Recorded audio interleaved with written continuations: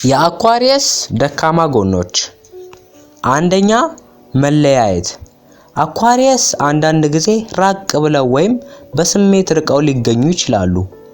በራስ የመመራት ፍላጎታቸው ጥልቅ ስሜታዊ ግንኙነቶችን እንዲያስወግዱ ያደርጋቸዋል።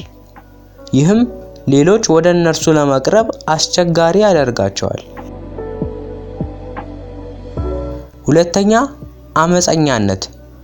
ራሳቸውን የቻሉ መንፈሳቸው ጥንካሬ ቢሆንም ግትርነት ወይም በስልጣንና ወግ ላይ የማመጽ ዝንባሌን ያሳያል።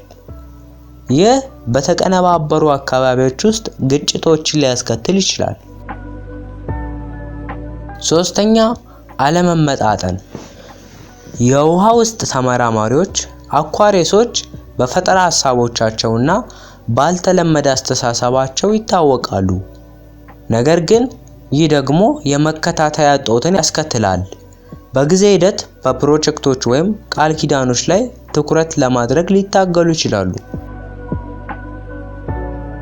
አራተኛ፣ ከመጠን በላይ ሐሳባዊ።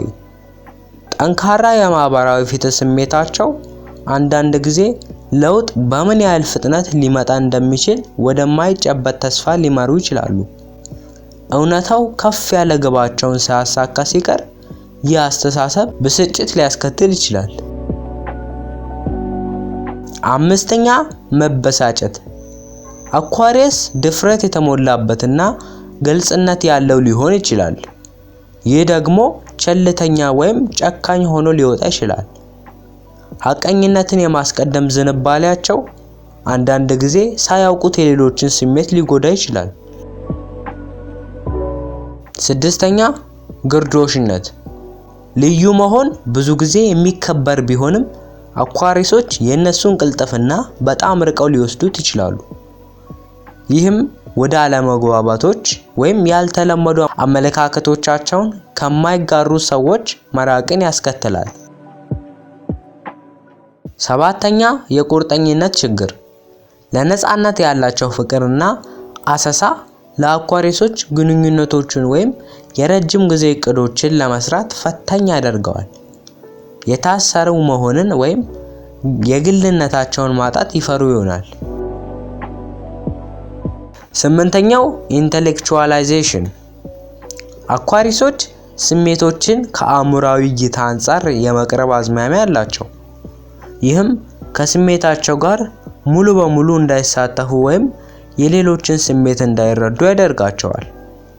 ይህ በግል ግንኙነቶች ውስጥ እንቅፋትን ይፈጥራል። እነዚህ ባህሪያት ተግዳሮቶችን ሊያስከትሉ ቢችሉም ግለሰቦች ውስብስብ እንደሆኑና በኮከብ ቁጠራ ምልክታቸው ብቻ ያልተገለጹ መሆናቸውን ማስታወሱ አስፈላጊ ነው። ብዙ አኳሪየሶች እንደ ፈጠራ፣ ሰብአዊና የራዕይ አስተሳሰብ ያሉ አዎንታዊ ባህሪያትን ያሳያሉ። በዛሬው ቪዲዮአችን የአኳሪየስ ኮከብ ደካማ ጎናቸውን ተመልክተናል። ሰብስክራይብ ማድረግ እንዳይረሳ፣ እንዲሁም ይህን ቪዲዮ ላይክ እና በአኳሪየስ ኮከብ ለተወለዱ ሰዎች ሼር አድርጉላቸው። በቀጣይ በ12ኛው ኮከብ በፒስስ ቪዲዮ እንመለሳለን።